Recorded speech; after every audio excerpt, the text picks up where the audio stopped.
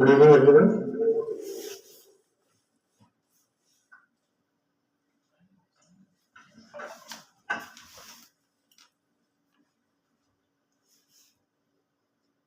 Myself, Anurag Tripathi, and I would be conducting today's meeting.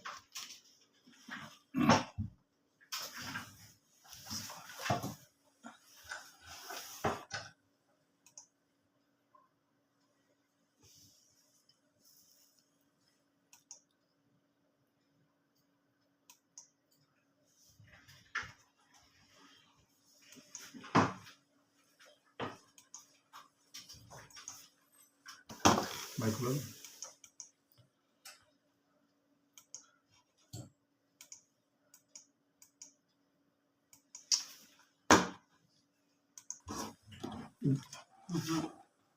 Yeah. Good evening to everybody. There are some technical error in the computer. That's why I could not join you. So I'd like to welcome you all for today's webinar, in which we'll discuss about the international valuation standard. Today, actually, Dipti Kumari from Lucknow was supposed to be the speaker, but due to some urgent work, she has to leave. So today's speaker will be our DN Sharma from Lucknow. He will be joining after a few minutes. His father-in-law also has suffered from cancer. He is admitted in hospital. So anyway, he has accepted our proposal. So in spite of his problems, he has just joined. He's going to join us as a speaker. So I would like to, on behalf of the members, I would like to welcome him. He will be joining recently. Now, I'd like to welcome our Mukesh sir. He's the chairman of Institution University Kanpur. I'll also like to actually today the zonal head of Indian Bank was supposed to be the chief guest, but his relative had expired. That's why he's not joining. So today we'll have no chief guest. Today Anurag Tripathi is conducting this webinar, and Mamta Joshi from Delhi, he will introduce our speaker. And from Haryana, our General Secretary of Haryana, Mr. Mittal, he will read out the certificates of to our speaker. Now, I'd like to welcome all of you. I'm sure today's topic will be very much beneficial to all of you. So, be with us and get some knowledge of international valuation standard. Dinesh Sharma is he's my friend. He's my friend. And he's a very good speaker. I'm sure we'll learn a lot of things from him. So now, Anurag, I would like to request Anurag to proceed further. Anurag, please. Yes, sir.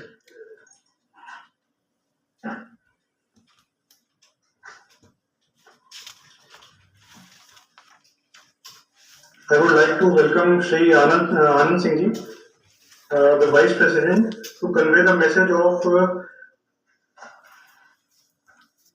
Sanjay Mishra ji, the Zonal Manager. Hello. Hello. हाँ जी आवाज आ रही है hello I would like to call Shri Anand Singh ji. हाँ मैं बोल रहा हूँ जो जोनल हेड साहब का जो लेटर है वो मैं पढ़ देता हूँ dear वेलवेयर member of all India वेलवेयर association I was very much happy receiving invitation for chief guest on today webinar from President Engineer Das, but unfortunately I cannot join you due to the death of my Phupaji. So I will like to meet you all on some other webinar. The topic of today is very important as there should be international valuation standard. Your profession is a noble profession and you all being a part of the financing system. Role of all of you are very important. So as a banker, I will like to request you all to work honestly, following ethics as bank depends on your valuable report. ये message है अपने zonal head साहब का जो मैंने पढ़ा।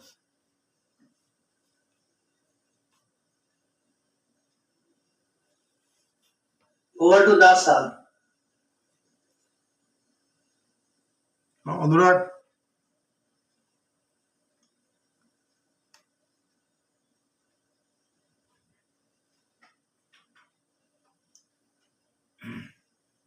on behalf of Anurag, I like to request Mukesh Kumar Singh, our chairman. He's our chair. I'm the executive member of the Instrumeners there, and he's the chairman of Instrumeners. And he's a very great poet, and he was the director of UPTTI. So I like to request our chairman sir to speak few words to our members, please. Oh, okay. Thank you, Das sir. Am I audible? I hope ji that ji I साहब आपकी आवाज आ रही है बिल्कुल। जी. So, on behalf of the Institute of Engineers India, Kanpur Center, I would like to welcome all respected members of IBA, all honorable member of IBA who are connected here from various part of our country. And IBA is representing the whole India because, as I know, the IBA has their branches in most of the big states now, and IBA is growing very well. And activities of IBA, they organize one national seminar every year. This year, IBA is also the part of on 14th of December when the activity was organized in IIT Kanpur. So that was also a very good event. And as far as today's webinar, today's topic that is very much important, international standards for valuation. When we talk about standards, then we have to think about the stakeholders. Who are the real stakeholders who are going to affect it by means of that standard? So in your case, bank, client, yourself, these are the major, and you can say some advocates also. They are the actual stakeholder of valuation. And another thing that was reflected from chief guest's message, that ethics. So ethics are very difficult to write in any standard. Ethics are speaks as well, and ethics can be understood. Ethics can be followed, but it is very difficult to write ethics or to be the part of any standard. So, from standard point of view, it is very much important to define anything in the form of standard, because if you will not follow any standard, then more number of disputes will arise from all corners. So, with these words, once again, I would like to welcome all respected member of IBA as well as today's guest speaker. He is Dinesh Narayan Sarmaji. He will talk about international valuation standard, and I would like to welcome Mamta Pandey Joshi Madam also. She is going to introduce our today's guest. Although it is not my field, but I will learn what are the new things in international standard for valuers. So I wish a grand success for this webinar. Thank you very much. Over to Das sir.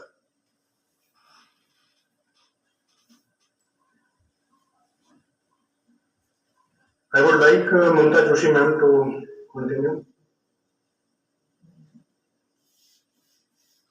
Yeah. I'm ready, sir. Your video is not on, ma'am.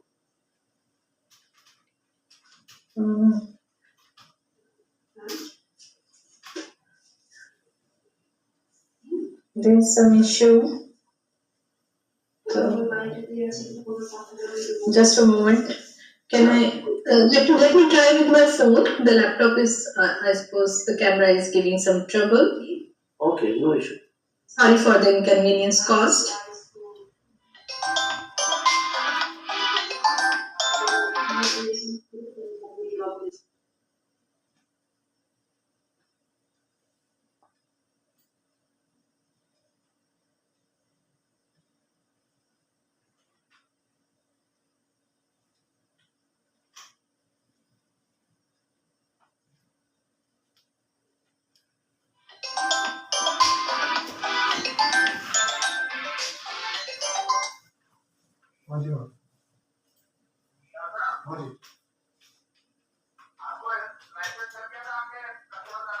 हाँ ठीक है Monday को आ जाए।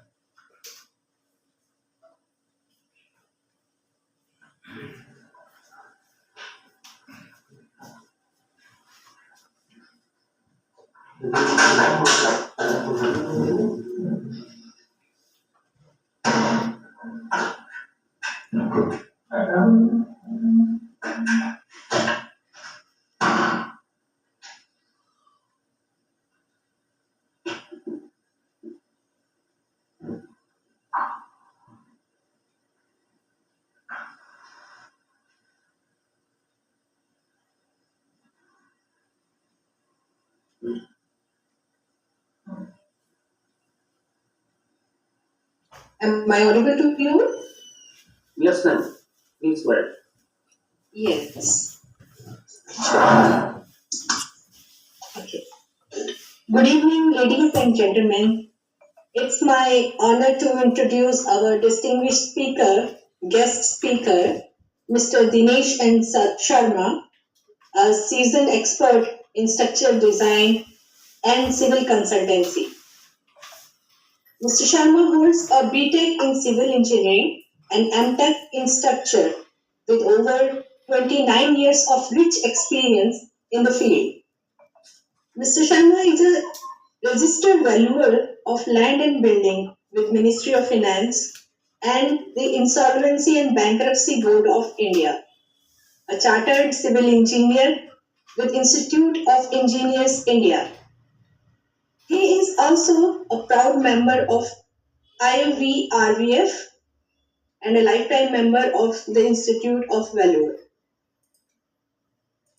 With his vast experience and dedication to the field, Mr. Sharma has been the guiding force in shaping civil consultancy practice. Please join me to welcome Mr. Dinesh N. Sharma, our guest speaker. Mr. Sharma, please.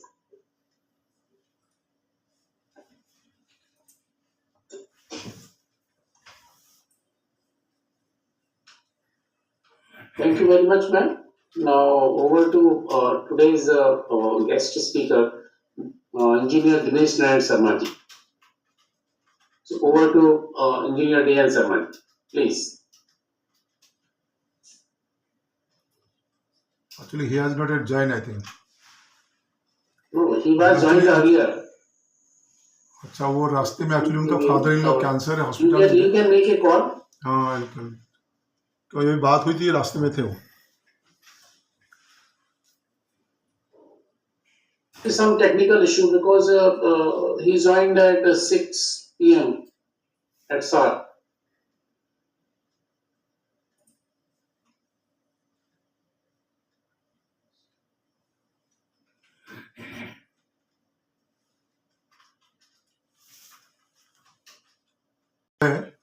Actually, he was coming from the hospital.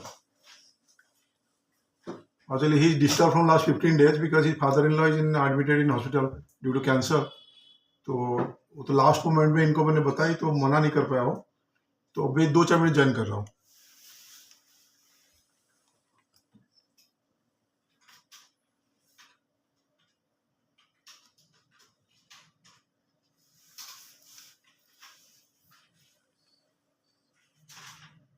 वो actually 5-7 दिन लगेगी अभी, तब तक हम लोग और कोई डिसीजन करना चाहें कर सकते हैं कि जैसे प्रॉब्लम्स के बारे में। Good evening. हाँ सर, गुड इवनिंग सर, बताइए। ठीक है सर, बढ़िया फर्स्ट क्लास। वो एक्चुअली क्या है ना, उनका फादर इन लॉ का मतलब कैंसर है, तो वो तो 3 दिन पहले उन्होंने राजी कराया था मैंने, तो अभी हॉस्पिटल आगे घर पहुंच गए, 5-7 दिन लगेंगे। तब तो हम खाली क्यों चुप बैठे, कोई डिसीजन कैसे। कैनरा बैंक का इशू कुछ चल रही थी, तो कैनरा बैंक उन्होंने चिट्ठी लिखी है अभी, तो अगर उस पर कोई टॉपिक पे कोई सुझाव हो तब तक हम अपना समय बर्बाद न करें, कुछ डिसीजन कर लें।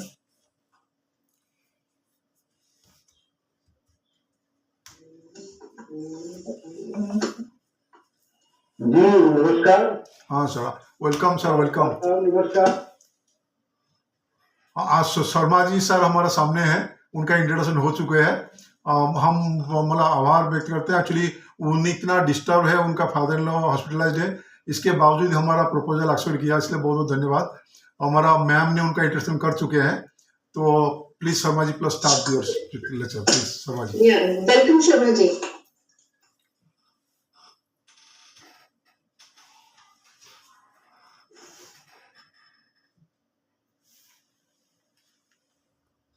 आवाज आ रही है हाँ आ रही है। हाँ जी शर्मा जी, ऑडिबल है, आप बताएं हाँ प्लीज, जी शुरू कीजिए। जी नमस्कार। हमारे नेशनल प्रेसिडेंट आइवा के एस एस दास साहब और vice president chairman Mukesh Kumar Singh and vice chairman Shri Anand Singh, और आज के जो है चीफ गेस्ट संजय कुमार मिश्रा जी, और Mamta Pande Joshi, guest speaker, introduction of guest speaker by Mamta Pande Joshi. अब मैं जरा जानना चाहता हूँ ममता पांडे जोशी जी है कौन, जरा आएगा तो मैं जी ममता जोशी जी आपका नाम आ रहा है लेकिन आपका आप नहीं दिख रहे हैं। तो एक बार ममता जी आप इनका इंट्रोडक्शन करवा दो फिर दोबारा। ममता मैडम, ये ममता मैडम दिल्ली की है। ममता मैडम दिल्ली की है, हमारा दिल्ली सेंटर का ट्रेजरर है। अच्छा, बड़ी डायनेमिक है। दिल्ली से है। हाँ जी जी जी, चलिए थैंक यू सभी को, जितने भी पार्टिसिपेंट हैं आइवा के इस वेबिनार पे, जो कि इंटरनेशनल वैल्यूएशन स्टैंडर्ड पे ऑर्गेनाइज किया है। देखा जाए एक तरह से आइवा एवरी मंथ कोई न कोई टेक्निकल टॉक और प्रॉब्लम ऑफ द वैल्यूअर, और वैल्यूअर फ्रेंड्स, सभी के बारे में कुछ न कुछ डिस्कशन जो है आइवा में चलता रहता है। बहुत ही अच्छी बात है। और आज का लेक्चर भी देखा जाए तो जो है उसी कड़ी का एक और एडिशन है, इंटरनेशनल वैल्यूएशन स्टैंडर्ड। सभी लोग कहते हैं कि इंटरनेशनल वैल्यूएशन स्टैंडर्ड अपने यहाँ लागू नहीं होता।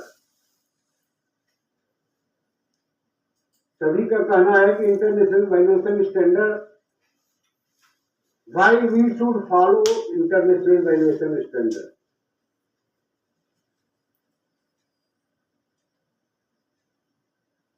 Why we should follow? What is the reason to follow the international valuation standard? तो इंटरनेशनल वैल्यूएशन स्टैंडर्ड कोई मेथोडोलॉजी नहीं है, कोई फॉर्मेट नहीं है। इंटरनेशनल वैल्यूएशन स्टैंडर्ड, मैं हिंदी में बोल रहा हूँ तो कोई इशू तो नहीं है किसी को? नहीं बोलिए। साउथ से अगर एक हमारे मेंबर जुड़े भी होंगे वो हिंदी जानते हैं। हाँ? साउथ से अगर हमारे मेंबर एक जुड़े होंगे तो हिंदी जानते हैं, हैदराबाद से अगर जुड़े होंगे तो। मेरे कहने का मतलब नहीं भाई, तो लैंग्वेज चेंज किया जाए, नहीं कोई दिक्कत नहीं इशू हो तो। इस तरह से देखा जाए तो हम लोग इंटरनेशनल वैल्यूएशन स्टैंडर्ड क्यों फॉलो करें, मेन रीजन तो यही है। हम फॉलो क्यों करें? इंटरनेशनल शब्द जुड़ा है, इंटरनेशनल वैल्यूएशन स्टैंडर्ड के पहले इंटरनेशनल लगा हुआ है। That doesn't mean it is not valid in India. That doesn't mean it is not valid in India. It is as valid in England, as valid in Australia, same way it is valid in India also. लेकिन हम लोग को क्या है, अभी accessibility जो international valuation follow करने का एक वो है। आप देखिए बैंक के, कोई भी बैंक ऐसा नहीं होगा जो ये कहता होगा कि इंटरनेशनल वैल्यूएशन स्टैंडर्ड फॉलो नहीं करना है। सब लोग कहते हैं कि इंटरनेशनल वैल्यूएशन स्टैंडर्ड फॉलो करना है, तो है क्या इंटरनेशनल वैल्यूएशन स्टैंडर्ड? क्या कोई मेथोडोलॉजी है? क्या कोई एक प्रोसेस है? या कोई एक ऐसा है कि जो जिसमें लिख दिया जाए my this valuation report is compliant with IBS 2025 2025 या 2020, और क्या हम IBS 2025 भी इस्तेमाल कर सकते हैं? IBS 2020 का इस्तेमाल है कि नहीं?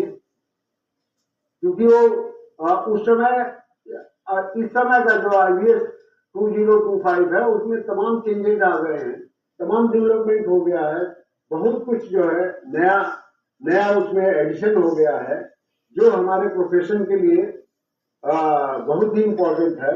उसी कड़ी में मैं चाहूंगा कि मेरा जो है बहुत ही खैर मैं आप लोग को सॉरी बोलता हूं कि मैं थोड़ा लेट ज्वाइन किया, सभी से मैं माफी मांगता हूं, और मैं अपना जो है स्पीच शुरू कर रहा हूं, PPT अभी शेयर कर रहा हूं।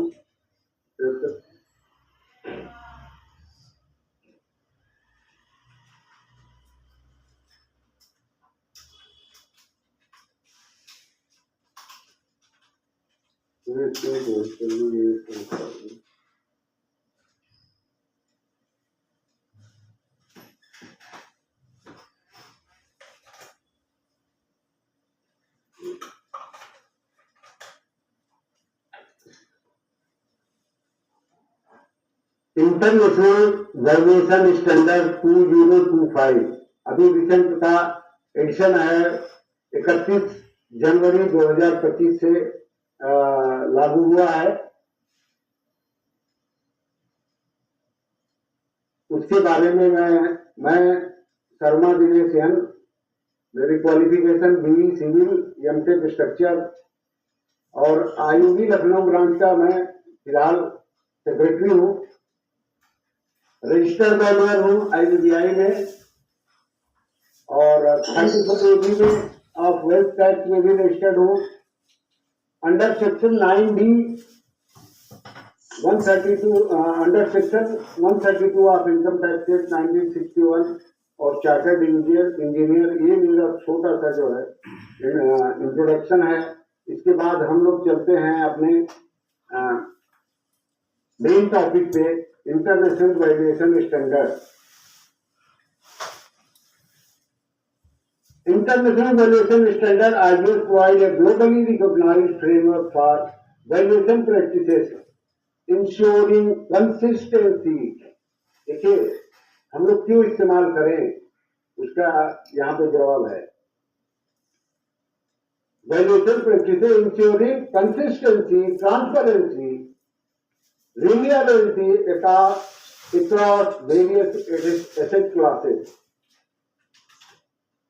This international valuation standard is developed by International Valuation Standard Council.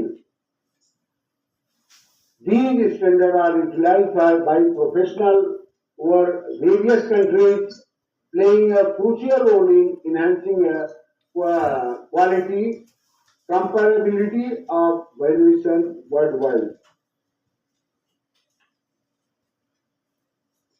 Foundation for Trust, International Valuation Standard, a foundation for trust. International Valuation Standard Council is an independent, not-for-profit organization dedicated to fostering quality in valuation profession. IVS aims to build confidence and public trust in valuation by establishing a transparent and consistent standard, ensuring their several adoption and implementation for valuation of asset class across the world. तो तुम चाहिए नहीं, तुम्हें नहीं चाहिए? Importance of IVF, international valuation play a vital role in financial system as they provide a framework for consistent, reliable valuation underpinning financial market and regulatory compliance, secure lending and transactional activity. All are the user of our valuation report. Earlier deduction,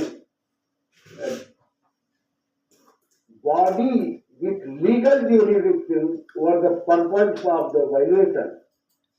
Valuation professional organization requiring their use by members of specific purpose. जितने आरबीओज हैं सभी के member जो हैं वो कुछ लोग international valuation standard या एडॉप्ट कर रहे हैं, कुछ लोग, लेकिन ज्यादातर लोग इंटरनेशनल वैल्यूएशन ही इस समय एडॉप्ट कर रहे हैं। इंस्टीट्यूशन आईओबी आरबीएफ है वो भी इंटरनेशनल वैल्यूएशन स्टैंडर्ड को एडॉप्ट कर रहा है इस समय, और उसके मेंबर्स जितने हैं सभी एडॉप्ट कर रहे हैं। उनका इंस्ट्रक्शन है कि जब तक नया कोई बन के ना आए, और इंडिया में इंडियन कॉन्टिनेंट के लिए वैल्यूएशन स्टैंडर्ड इसमें प्रोसेस में है। सभी लोग जानते हैं पिचैया सर को, उन्हीं वही हेड हैं कमेटी के, जो बोर्ड बना हुआ है जो बोर्ड बना हुआ है वैल्यूएशन स्टैंडर्ड के लिए, उन्हीं के सुपरविजन में अपने इंडियन कॉन्टिनेंट के हिसाब से जो वैल्यूएशन स्टैंडर्ड बनाने का काम चल रहा है, जो प्रोसेस में है। अभी कोची में वहां पर जो है सेमिनार था, उस सेमिनार में मैं भी था, वहां पे भी वैल्यूएशन स्टैंडर्ड बोर्ड की मीटिंग हुई थी। तो इस समय प्रोग्रेस में है, हो आने वाले समय में अपने इंडियन उसके लिए देखा जाए कंटिनेंट के लिए जो है वैल्यूएशन स्टैंडर्ड, वैसे भी आईक्यू भी क्या कहते हैं अपने सीए जो है उनकी तरफ से एक स्टैंडर्ड आया हुआ है, उनका जो एसोसिएशन है उनकी तरफ से द फाउंडेशन फॉर इथिकल, आगे बढ़ते हुए foundation for ethical and competent valuation standard, ethical and competent valuation किसको कहेंगे, कैसे डिसाइड कर सकते हैं this valuation is ethically and it is competent valuation report. If we have followed the proper process, proper methodology with ethics, उसको जो है हमारे ख्याल से इसको फॉलो करने में ये इंटरनेशनल वैल्यूएशन स्टैंडर्ड का थोड़ा सा या बहुत कुछ अच्छा रोल है। जो इस समय ये हम लोग कोई भी वैल्यूएशन बनाते हैं तो कोई वैल्यूएशन बनती है वैल्यूएशन स्टैंडर्ड को फॉलो करते हुए बनाएंगे, तो उसको कोई यदि इथिकल और कॉम्पिटेंट वैल्यूएशन है तो उसे लिख देने से नहीं होगा कि इंटरनेशनल वैल्यूएशन स्टैंडर्ड पे my valuation report is competent with the IVS, ये लिखने से नहीं कुछ होगा। उस प्रोसेस को फॉलो किया जाए तभी जो है, तो आपको कोई चैलेंज करता है, कहीं कुछ करता है, तो हमको आपको लड़ने में हम लोग भी सक्षम रहेंगे कि कोई हम किसी को जो है बता सकते हैं कि we have gone through a certain process decided by one of the valuation standard. So really, I am in because valuation are international principle-based valuation standard. They outline process that can be used in conjunction with other standards, laws, regulations requiring a value. I just described valuation process which may involve multiple parties, including specialists and service organizations. The valuer is ultimately responsible for asserting compliance with the IBS. Only valuer is responsible. Bankers or any person who are the user of our valuation services, they are not responsible. Only valuers are responsible. Either we are following the process, proper process, or we are not following. The responsibility is with us, with me, or with valuer. Ideas are drafted on the basis that valuer who use the standard are competent and have requisite knowledge, skill, experience, training, education to perform valuation. For the purpose of IBS, valuer is defined as individual. यहाँ पे जो हम लोग कहते हैं ना कि वो पता चला कि वो क्या कहते हैं, वो तो बनारस में बैठा हुआ है बंदा, तो रिपोर्ट कैसे साइन हो? हम लोग कहते हैं ना, कोई बंदा कानपुर में बैठा, कानपुर की वैल्यूएशन हो रही है, वो बंदा लखनऊ में बैठा हुआ है, वो बंदा मुंबई में है. ग्रुप ऑफ इंडिविजुअल, यहाँ पे दिया हुआ है group of individual or individual within an entity, regardless of whether employee, internal or engaged contractors or external, possessing the necessary qualification, ability and experience to execute valuation in an objective, unbiased, ethical and competent manner. यहाँ पे देखा जाए तो हम क्या ethical competency,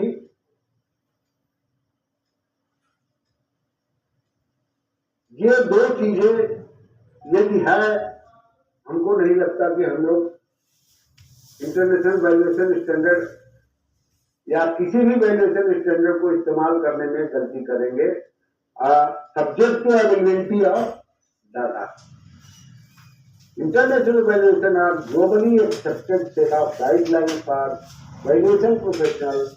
Understanding the structure and the key component of the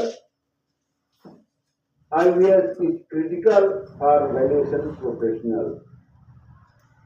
इसमें कुछ 2025 में एक्शन भी हुआ है. IVS 100 वैल्यूएशन फ्रेमवर्क है. IVS 101 scope of work, IVS 102 basis of value, IVS 103 valuation approaches, IVS 104 data and input. यहाँ पर 103 is very important. IVS 105 valuation model, जो आजकल इस समय देखा जाए तो वैल्यूएशन मॉडल्स का बहुत है. तमाम लोग एआई और वैल्यूएशन सॉफ्टवेयर इस्तेमाल करके मॉडल तैयार करते हैं. दो मेथोडोलॉजी, तीन मेथोडोलॉजी से जो है वैल्यूएशन को प्रिपेयर किए, तीनों का जो है मॉडल्स तैयार कर दिए. उन तीनों में से एफिशिएंट या कॉम्पिटेंट वैल्यूएशन कौन है for specific purpose of the valuation, उसमें देखा जाए तो इससे न्यू टेक्नोलॉजी जो भी जितने भी अभी सॉफ्टवेयर आ गए हैं उनको इस्तेमाल हम नहीं समझते कि अभी सभी लोग प्रॉपरली कर रहे हैं. लेकिन यदि आने वाले समय में इसको प्रॉपरली इस्तेमाल करेंगे तो हमको नहीं लगता कि जो है आप भी डिफाइन करने की कैपेसिटी में होंगे कि दिस मेथोडोलॉजी इज इम्पोर्टेंट और दैट मेथोडोलॉजी इज इम्पोर्टेंट और neither method is critical, but third method is critical, which can be expressed in following way. तो मॉडल वैल्यूएशन मॉडल्स का भी आजकल जो है बहुत हो चला है। IBS 106 documentation and reporting. Most important part of the asset valuation is documentation and reporting. ये जनरल स्टैंडर्ड है। इसके बाद IBS एसेट स्टैंडर्ड आता है, IBS कंप्लाइंट आता है। देखा जाए जनरल स्टैंडर्ड में अभी आपको बताया 100 वैल्यूएशन फ्रेमवर्क है, 101 स्कोप ऑफ वर्क है, मतलब कि हमारा इंगेजमेंट लेटर है। स्कोप ऑफ वर्क में हमारा इंगेजमेंट लेटर आता है, जिसमें हमारा इंट्रोडक्शन भी रहता है वैल्यूअर का। हम लोग अपना इंट्रोडक्शन देते हैं और क्या स्कोप है, स्कोप ऑफ वर्क है, पर्पज ऑफ द वर्क, यही से डिसाइड होता है। Basis of value 102, 103 valuation approaches. किस मेथोडोलॉजी अप्रोच से हम वैल्यूएशन कर रहे हैं, why we are using this method, ये भी हमको लिखना होता है। Valuation standard, why out of 3 this method is applicable in this perspective, in this purpose of valuation, which is applicable, which method is applicable, most applicable for the valuation purposes. Data and inputs, valuation models, documentation and reporting. Asset standard में देखा जाए तो business and business interest, ये नया addition हुआ है। बहुत ही important topic है। Intangible asset, non financial liability, inventory, IBS 230, IBS 300 plant equipment and infrastructure, IBS 400 real property interest, IBS 410 development property, IBS 500 financial instrument. ये की वो था। अब देखिए यहाँ पर इतना टाइम तो हमको शायद दिया नहीं गया है। हमारे प्रेजेंटेशन को जो है 15 और 25 मिनट दिया गया है, तो हम सोच रहे हैं कि और उसके बारे में बात करने के बजाय IBS में और क्या क्या नया है इसके बारे में भी थोड़ा हम लोग डिस्कस कर लें। ESG integration, the 2025 edition of the IBS incorporates environmental, social and governance, जिसको भी ESG कहते हैं, वो चैप्टर आ गया है। Criteria into valuation approaches. अब हमको कोई भी वैल्यूएशन कर रहे हैं उसमें environment, ESG factor, ESG data collect करना, उसकी एनालिसिस करना कि हमारे इस वैल्यूएशन वैल्यू को कहीं ऐसा तो नहीं ESG फैक्टर जैसे कंसीडर करेंगे उसकी वैल्यू कुछ और हो जाएगी। Valuers are now directed to consider ESG elements alongside traditional factors such as material characteristics, size, quality when assessing comparable transactions. Comparable transactions, अरे देखो ये कौन सा काम कर रहा है, ये काम नहीं कर रहा था।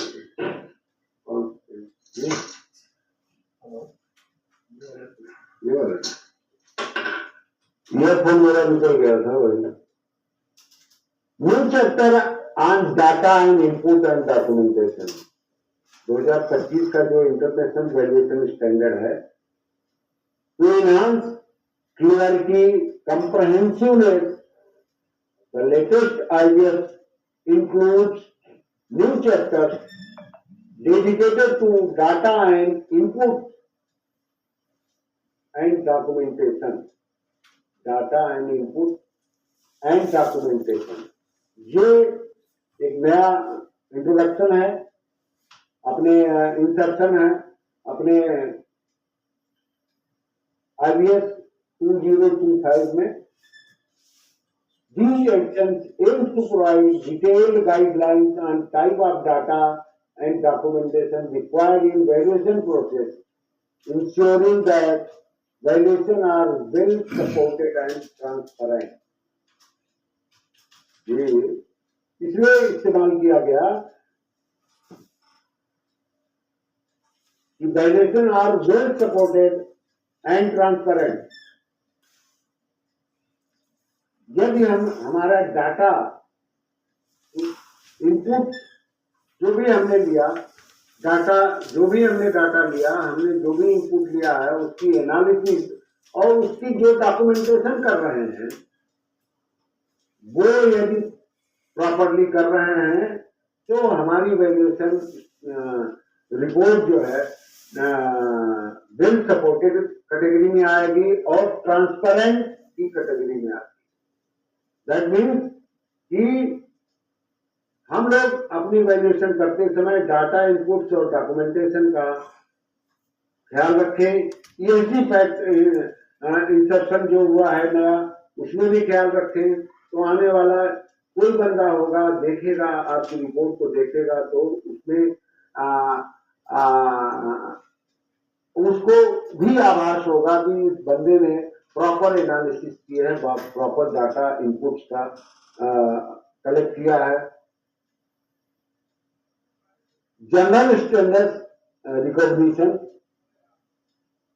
General standard sections has been recognized to more accurately reflect the modern valuation process and various participants involved in preparation, review and use of valuation. This restructuring is designed to improve the usability of the standards and ensure they are aligned with current valuation practice. ये जो changes हो रहा है 2020 का आप देख लीजिए, 2022 का देख लीजिए, 2025 का देख लीजिए वैल्यूएशन स्टैंडर्ड, तो हमको लगेगा कि every year lot of factors has been added to standardize the valuation in a freely accessible standard. IBSP की साइट पर जाएंगे तो आपको जो भी आप देखा जाए IBS आप लेना चाहते हैं तो उनके वेबसाइट से आपको सभी मिल सकता है, फ्रीली अवेलेबल है, कोई इसमें बंधन नहीं. Global implementation and regulatory development.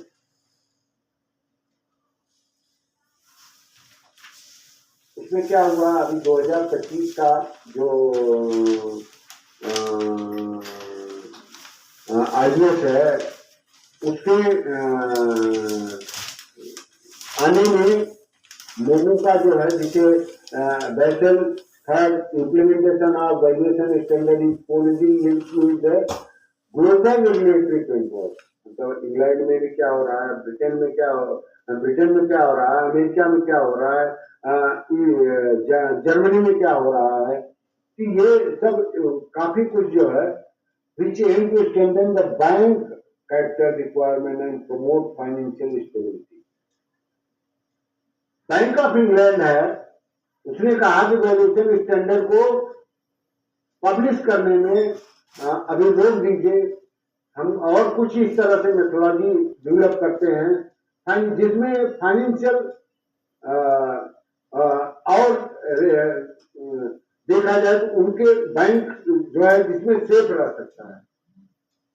Announced a delay in publishing the rules for implementing tougher global bank capital requirement until after the summer of 2024. ये रोकते रहे बैंक ऑफ इंग्लैंड जो है, देखा जाए तो इनका ये अपने कंसर्न को वैल्यूएशन स्टैंडर्ड में इंक्लूड करने के लिए ये सब एक्टिविटीज होती रही। सब्सिक्वेंटली जनवरी 2025 में bank of England further delay the implementation, उनका ये कहना 2027 तक रोक दिया, क्योंकि वो चाहते हैं कि बैंक ऑफ इंग्लैंड सेफ इस तरह से हो कि वैल्यूएशन स्टैंडर्ड इस तरह से बने कि वो बैंकर्स जो है सेफ रहे।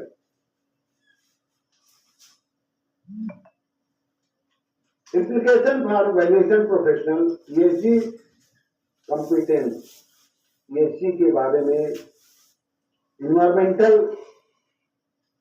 every valuation is being affected by ESG, by either small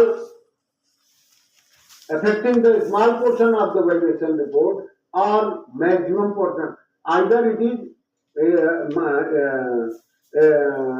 very small portion or it is maximum portion of the ESG competency यदि है, competent report है आपकी, तो तब तो कोई बात ही नहीं है, नहीं है तो ये प्रॉब्लम आ सकती है फ्यूचर में। Adoption to revised standard, revise standard जो बार बार देखा जाए नया नया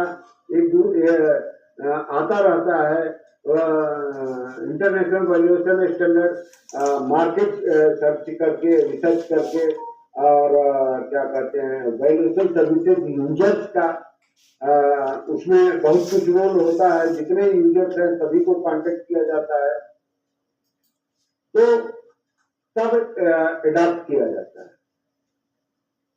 utilisation of freely accessible standard,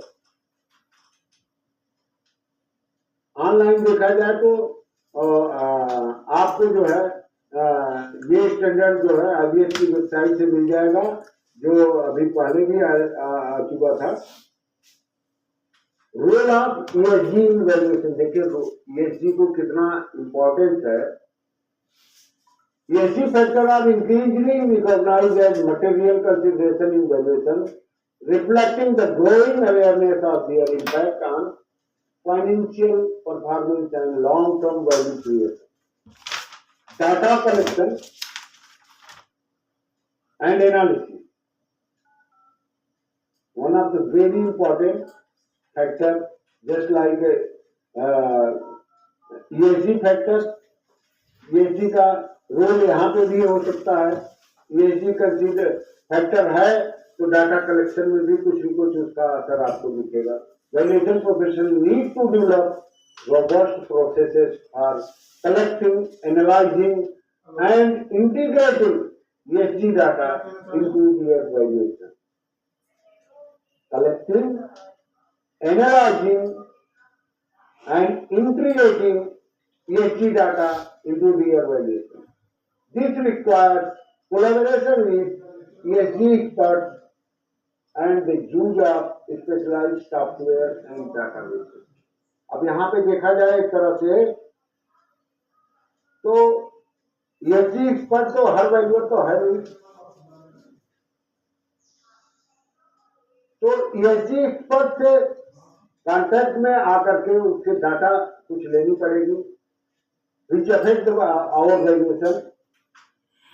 और सॉफ्टवेयर, न्यू सॉफ्टवेयर देखा जाए, स्पेशलाइज जो सॉफ्टवेयर हैं, डाटाबेसेस हैं, उनको करने के लिए उस न्यू सॉफ्टवेयर पे यदि हम लोग मॉडल्स वगैरह ये सब बनाते हैं, तो हमारे ख्याल से आने वाले समय में इस वैल्यूएशन प्रोफेशन के का रोल जो है बहुत बड़ा होने वाला है।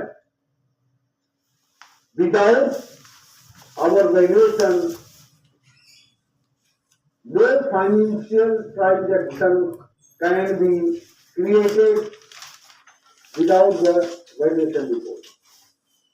All the maximum देखा जाए तो एक तरह से जो है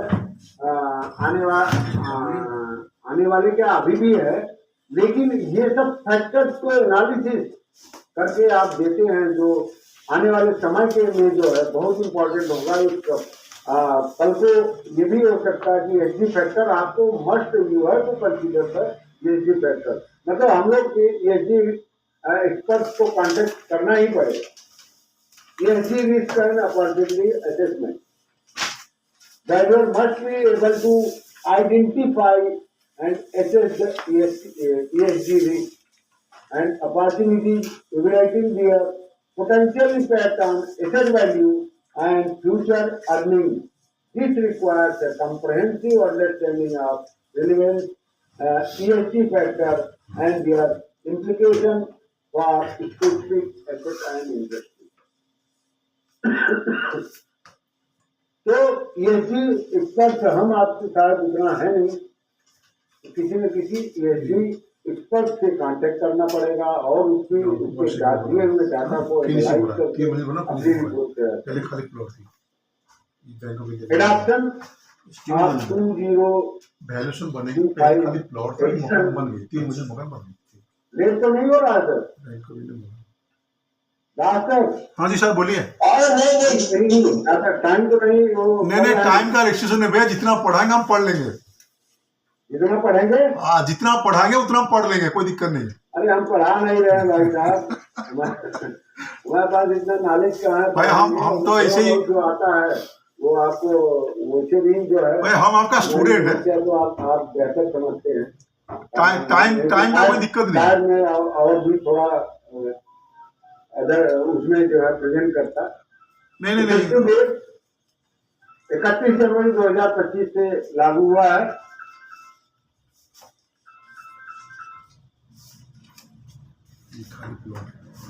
ग्लोबल रीच।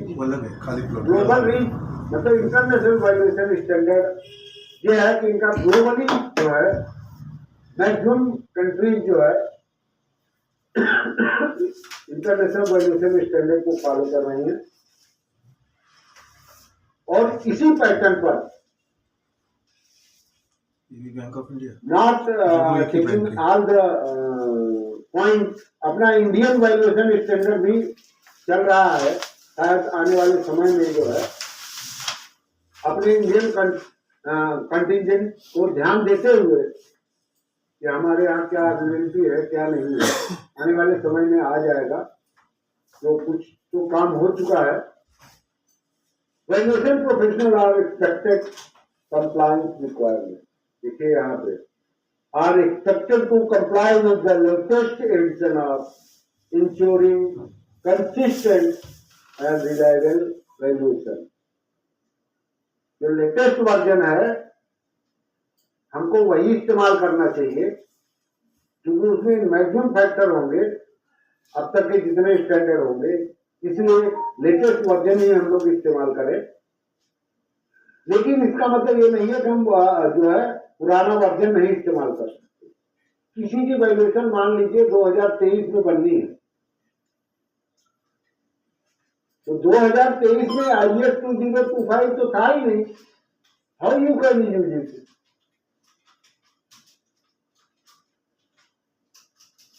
दो 2023 में तो आपको 2023 में जो IAS एप्लीकेबल होगा उसी को फॉलो कर सकते हैं, उसी के मेथोडोलॉजी के हिसाब से आप अपनी रिपोर्ट देना है।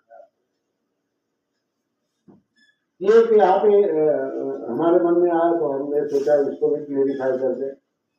Stake holder engagement, IAS encourages various engagement from valuation professional, regulator इस समय देखा जाए तो IBBI है, RBI है, investors and other stakeholders in shaping the future। तो सभी से कांटेक्ट करके काफी कुछ मेहनत होता है। इस मेहनत का करने के बाद ही IAS तैयार होता है। ऐसा नहीं है कि जो है हम लोग जो देख रहे हैं वो इतनी आसानी से बन जाता है। अब मैं सोच रहा हूं कि हमारा टाइम लिमिट भी खत्म हो रहा है। Embracing the future of the valuation, conclusion में मेरा embracing the future of valuation. 2025 edition of the International Valuation Standard marks a significant milestone in evolution of valuation practices. By incorporating ESG considerations, enhancing transparency, promoting accessibility, the IVS continue to play a vital role in ensuring the quality, consistency, and reliability of valuation worldwide. That means every IVS compliant valuation report, we can say that it ensures quality, consistency, and reliability. Throughout the world, by user of our valuation report. So we should आप इस valuation report को valuation international valuation standard को पढ़ेंगे, कुछ शब्द बार बार repeat होते हैं,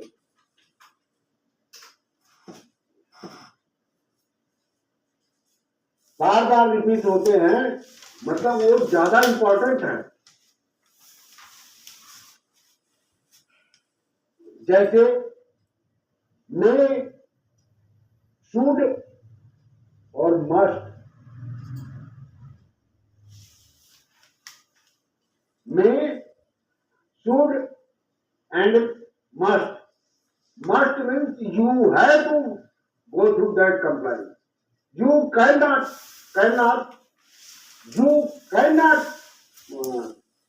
ignore that portion where it is written must and where it should. You have to go through that process, but it is not must, but you have to consider that portion. May, here there is some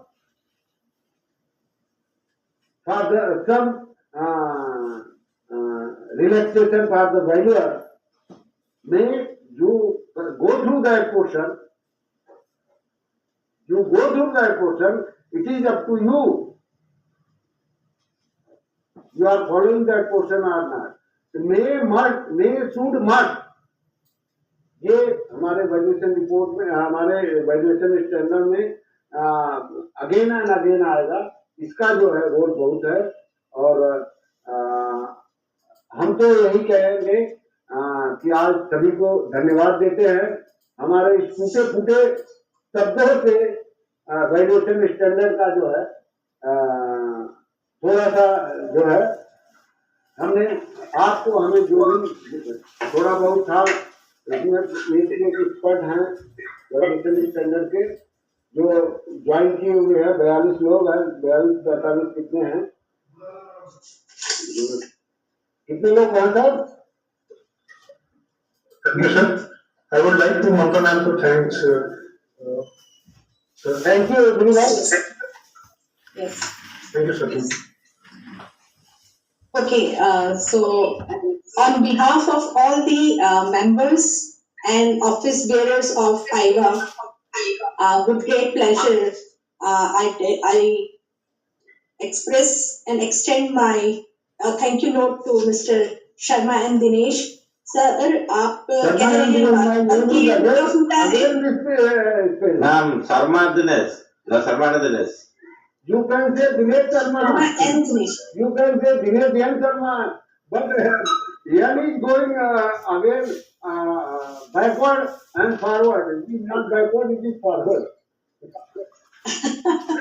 Okay, so Mr. Dinesh N. Sharma, am I right, sir? Dinesh N Sharma northern India में है, हम बॉम्बे में हमारी expression है। वहाँ पे actually title पहले होता है, नाम हमारी Okay. डिग्री जो है शर्मा दिनेश जैन के नाम से ही है। इसलिए अच्छा अच्छा, IBBI में शर्मा दिनेश की। पहले ओके मैं ओके, दिनेश ग्रेट। शर्मा ही लिखता था यहाँ सभी में, लेकिन IBBI ने करेक्ट करा दिया कि डिग्री में जो है वही होनी चाहिए। अच्छा सर, चलिए हमें भी कुछ नया जानने को मिला ये। ठीक है sir, I really appreciate your focus. आप इतने बिजी शेड्यूल में थे, इमोशनली आई मस्ट एक्नॉलेज कि आपका जो एंगेजमेंट फैमिली मैटर्स में रहा होगा, but still you are very focused on the lecture and I must thank you for your valuable time and the deep insight you have given into IBS 2025. We really appreciate Bona. the spirit of thorough professional in you, sir. And our sincere prayers बोलने में हो ना। and our sincere prayers for the good health of your senior members. Thank you very much, sir. Thank you very much, sir. That prayer is must have, not good, not Thank you, sir. Thank you. must. Yeah. With all heartfelt prayers for your family Thank you. and senior members. Thank you. Thank you.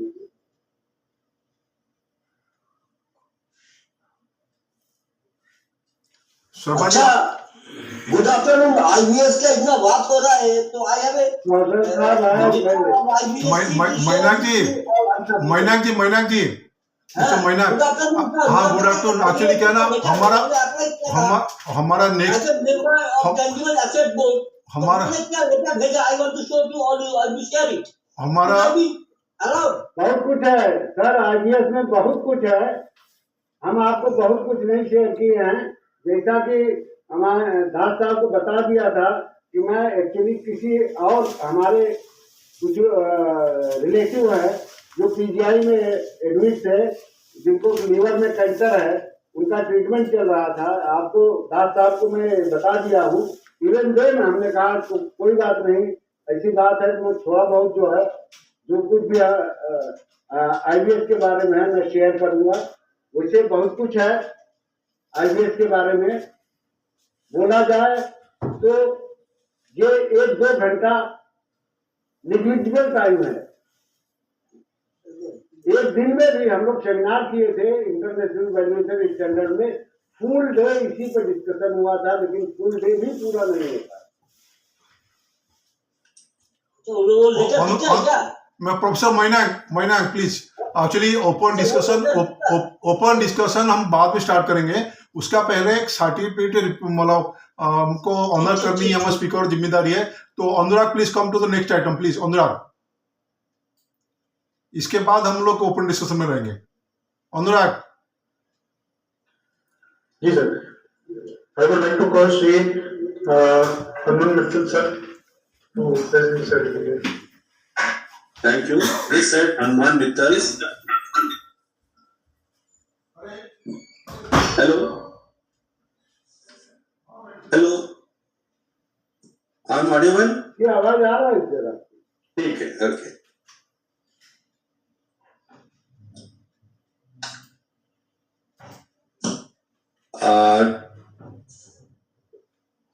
This certificate of appreciation is presented to Sri Sharma Dinesh and for his successful presentation on international valuation standard in the technical webinar held today. On behalf of organizing committee, I thankfully acknowledge the valuable support and wishes all success in future. Thank you. Thank you, sir. Thank you. now we'll let us start for open discussion. हाँ professor Mainak, आपको क्या कहना होता है? हाँ, मैं एक तो शेयर कर रहा हूँ, वो हमारे जो लेटर IBS की मैं अपने आप को अलग कर सकता हूँ, अभी रुकना है। नहीं, आपको हम तो दिल के साथ मतलब धन्यवाद देना चाहेंगे कि आप इतना परेशान होने के बाद हमारा प्रपोजल एक्सेप्ट किया, तो इसलिए आपको जा सकते हैं आप, क्योंकि आप तो बिजी है ना आज। तो हम जो है भगवान से प्रार्थना करेंगे कि आपका फादर ने बहुत जल्दी ठीक हो जाए। जितने क्वेरीज होंगे यदि आप हमको फॉरवर्ड कर देंगे, मैं सबका जो है आपको वो करके वो दे दूंगा, रिस्पॉन्स भी दे सकता हूँ, पर लेकिन अभी नहीं, ठीक है साहब, आप जाइए। आपका इस समय हमसे जितना जरूरत नहीं उतना जरूरत वहाँ पे हॉस्पिटल में है, तो इसलिए हम आपको धन्यवाद देते हुए आपको विदाई देना चाह रहे हैं। Thank you, thank you. Thanks.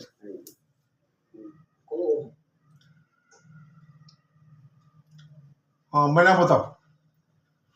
हमारा एक तो मैं एप्लीकेशन किया था IBST में टेंजिबल एसेट बोर्ड में मेंबर होने के लिए, तो उन्होंने जो लेटर भेजा, dear professor Ghoshal, many thanks to your application to join the IBSC Tangible Asset Board and the time and effort you put into the application process. We took into the consideration a number of key factors, including the depth of the expertise, geography, diversity, international experience, amongst others. Many candidates met the criteria required to serve on the Tangible Asset Board. However, with such a large number of high caliber candidates, we had to then rank the most appropriate candidate based on a combination of factors, alongside the skills, geography and diversity currently on the board. While you meet the skill requirements, unfortunately, from a geographical diversity point of view, India is the second most represented country in the IBSC after the US, and we have to look for broader geographical representation this time. We thank you for your application and your willingness to give back to the profession and encourage you to apply again for in the future. Kind regards, Lawji. ये हमको आया था, जो मैंने IBSC का application किया था वो फरवरी में 2001, एक साल पहले ये आया था। ठीक है, थैंक यू। तो ये मैं शेयर करना चाह रहा था। तो इंडिया में मैंने बहुत सारे इंडियंस, मैंने after US, India is the most represented country in the board of the tangible asset board of the IBSC, तो इसीलिए उन्होंने हमको कंसीडर नहीं किया।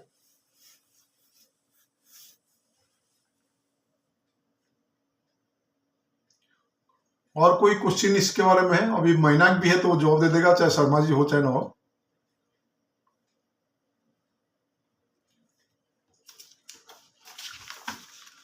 जब मैं एक चीज आप लोगों से बताना चाहूंगा, मेरा एक क्वेश्चन था मैनाक।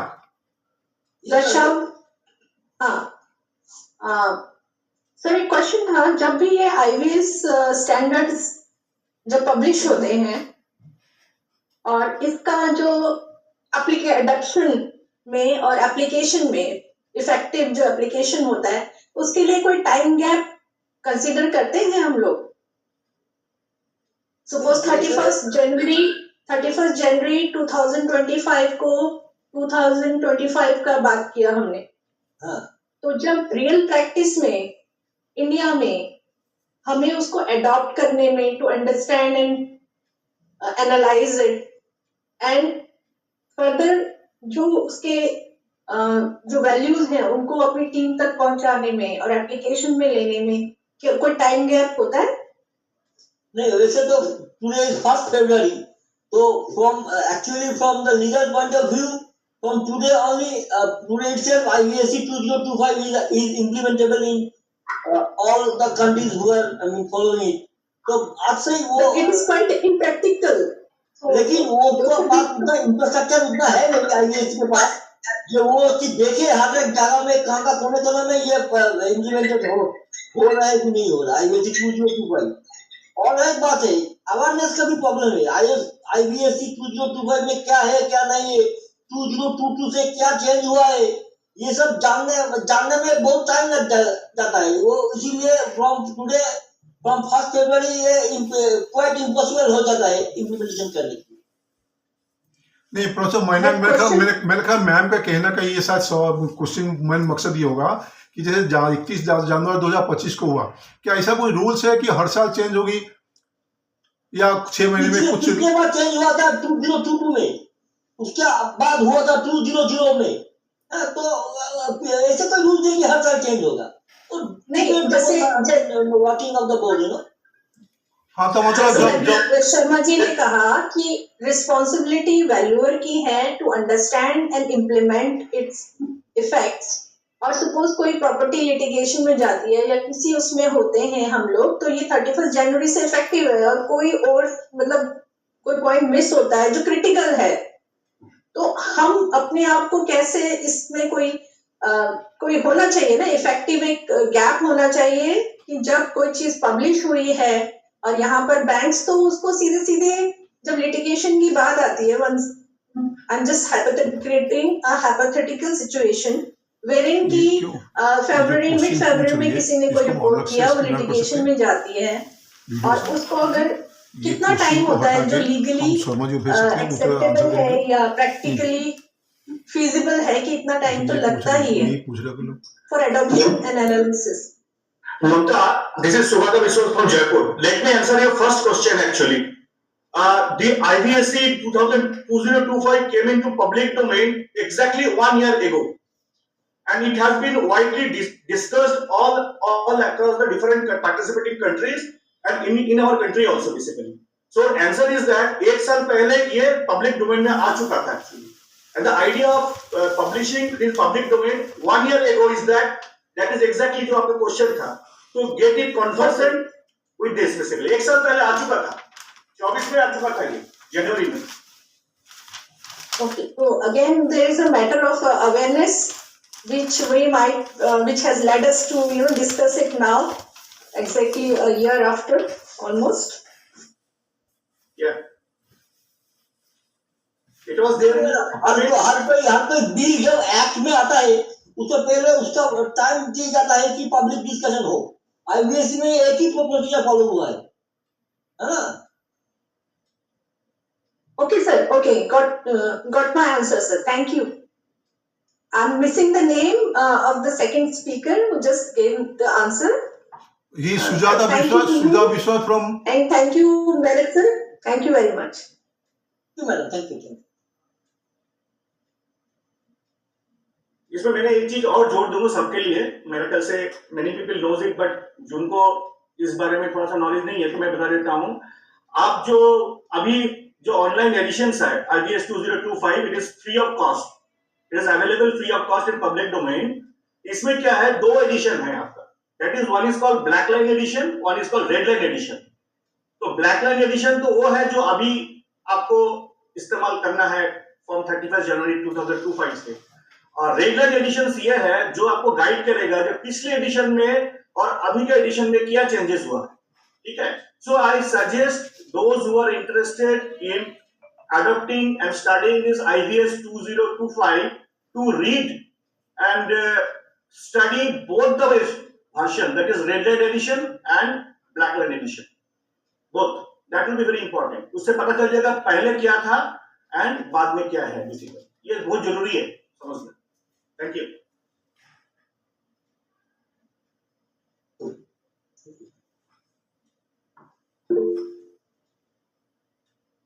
हाँ सर, पूछिए सर. ओवरऑल साहब, जेपी ओवरऑल साहब कुछ पूछना चाह रहे हैं, प्लीज.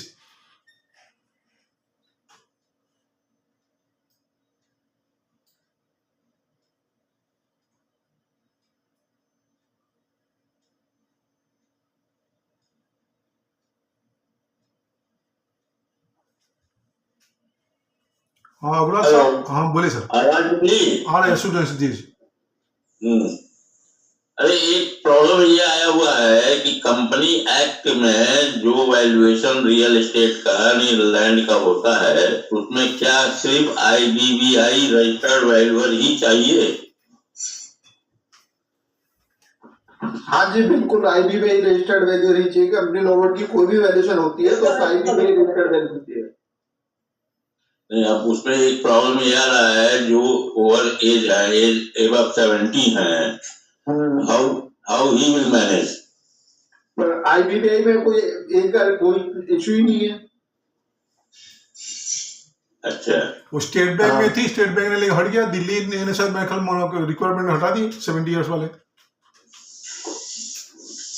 IBBI में तो एज रिक्वायरमेंट कोई है ही नहीं. पास किया हुआ वो कर सकता है. नहीं, अभी अगर किसी को करना हो IBBI में ओवर 70 ईयर, तो क्या ये पॉसिबल है इस समय?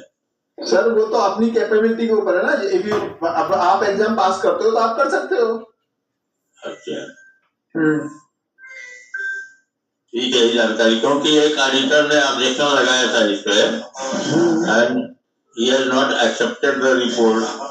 उसका ये कहना है कि लैंड वैल्यूएशन जो है, बड़ी प्रॉपर्टीज जो है, उसके लिए सिर्फ IDBI रजिस्टर्ड वैल्यूअर ही चाहिए। नहीं, बड़ी प्रॉपर्टी का कोई लिंक नहीं है। जो कंपनी लोगों की वैल्यूएशन होनी है उसमें IDBI रजिस्टर्ड वैल्यू होना जरूरी है।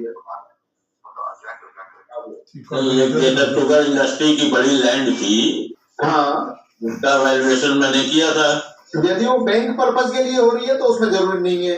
बट अरे बैंक तो शेयर ट्रांसफर कर रहे हैं या कुछ और डायरेक्टर कुछ ओनरशिप चेंज कर रहे हैं तो उसमें सिर्फ IDBI रजिस्टर्ड वैल्यूअर ही वैल्यूएशन कर सकता है।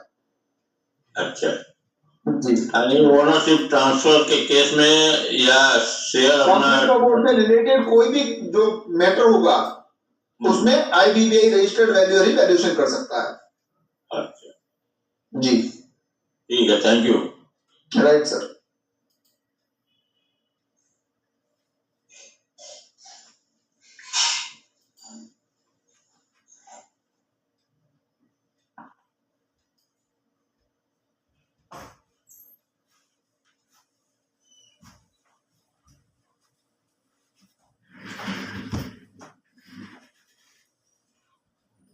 और कोई पॉइंट है प्लीज?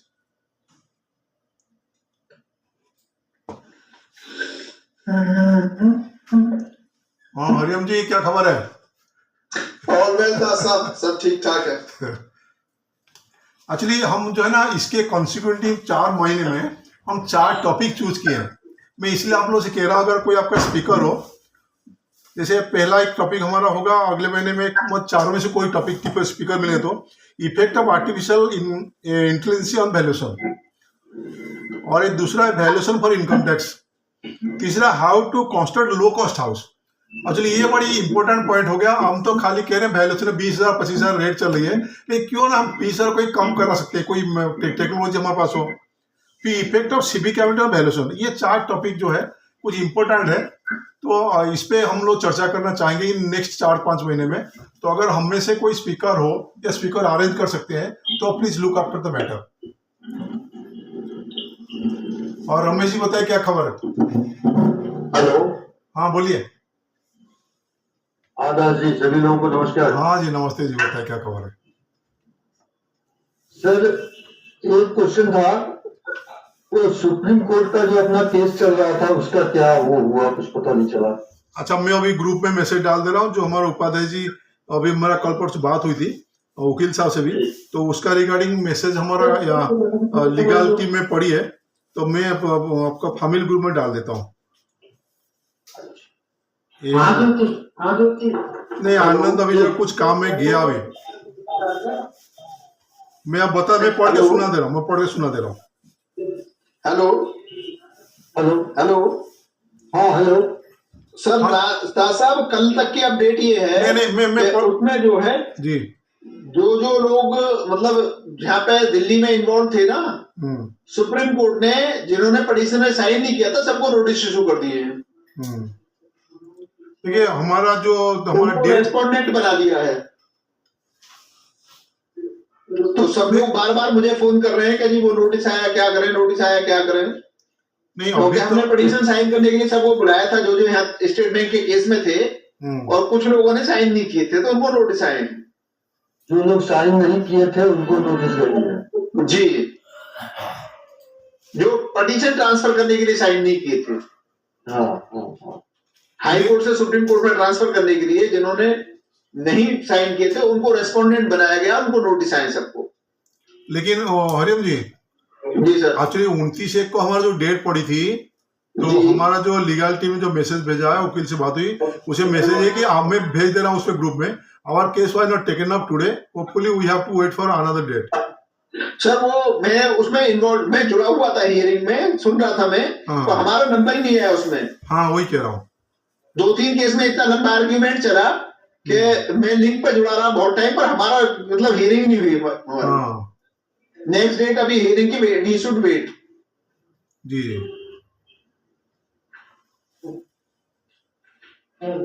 अभी नेक्स्ट हियरिंग में जो मतलब क्लब हो रही है, तो उन सब की पहले एक बार कंफर्मेशन हो करके फिर आगे हियरिंग प्रोसीड होगी। कितने केस ट्रांसफर हुए हैं उन्होंने नोटिस, मेरे पास कल ही नोटिस आया है, आप कहेंगे तो नोटिस में ग्रुप में डाल दे सकता हूँ। ठीक है।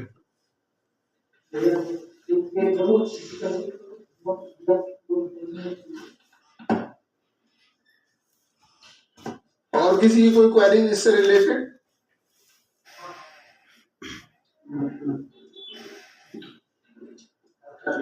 हरिओम जी, ये आईबी के अगेंस्ट ही आप मैटर बता रहे हैं ना, जो आईबी के अगेंस्ट? सर उसमें दोनों मैटर हैं, 70 ईयर एज का भी है और आईबी का भी है। ओके, 70 ईयर एज का तो मैटर विड्रॉ हो गया ना बीआई वाला।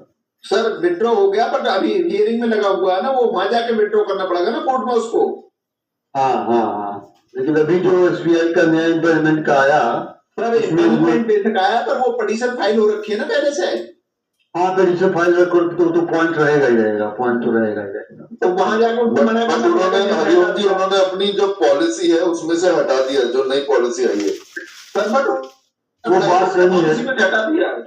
हाँ सही है, लेकिन वहां पर तो बात नहीं कहा उन्होंने ना, कोर्ट से आदेश होना चाहिए। कोर्ट में, सुप्रीम कोर्ट में तो नहीं गई ना उन्होंने बात ये। हाँ, सुप्रीम कोर्ट में नहीं गई, वहां उन्हें कहना पड़ेगा ये बात। वहां उन्हें कहना पड़ेगा, बस यही बता रहा हूँ। वहां उनको उस पर विड्रॉ करना पड़ेगा, दूसरे पॉइंट पे भी विड्रॉ करना पड़ेगा, लेकिन वो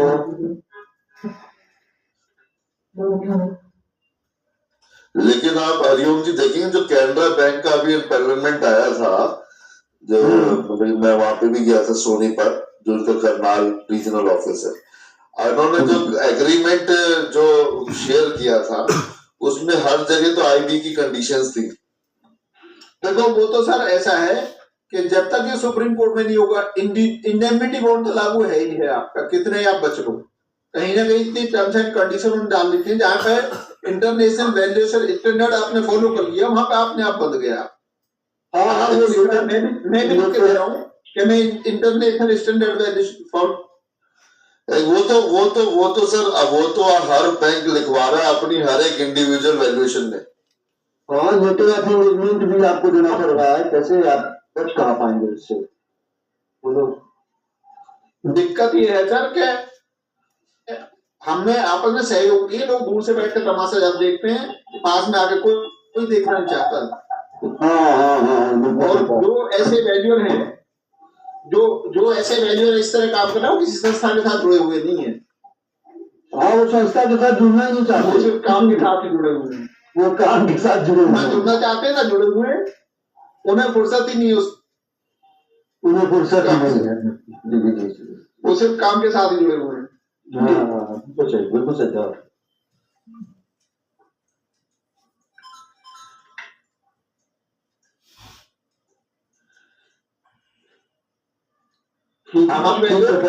थैंक यू। नहीं, कानाडा बैंक वाली मैटर क्या हुआ? हेलो, मैंने कहा कानाडा बैंक वाली मैटर क्या हुआ अभी इंडियन में?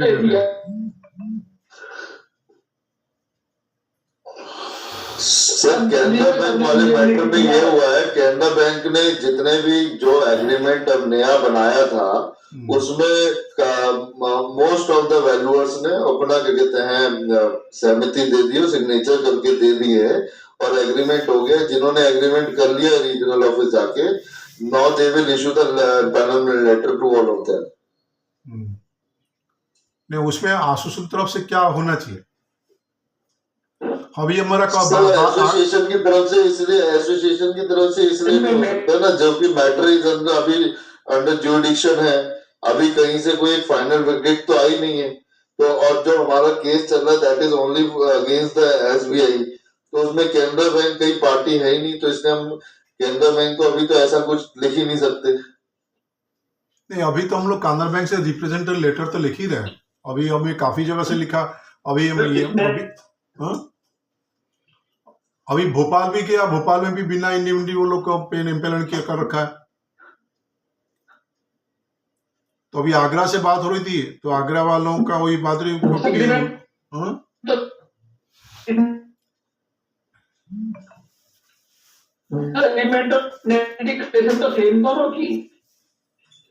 क्या हुआ? इंडेमनिटी में सेम एग्रीमेंट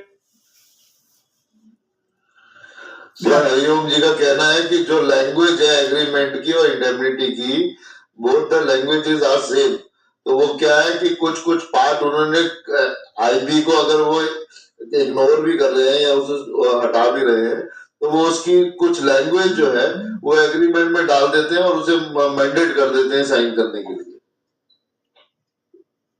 नहीं, हमें अभी जो आगरा में बात हो रही थी तो ये था कि अभी ये लोग कुछ पूरी 100% सेम रहेगी।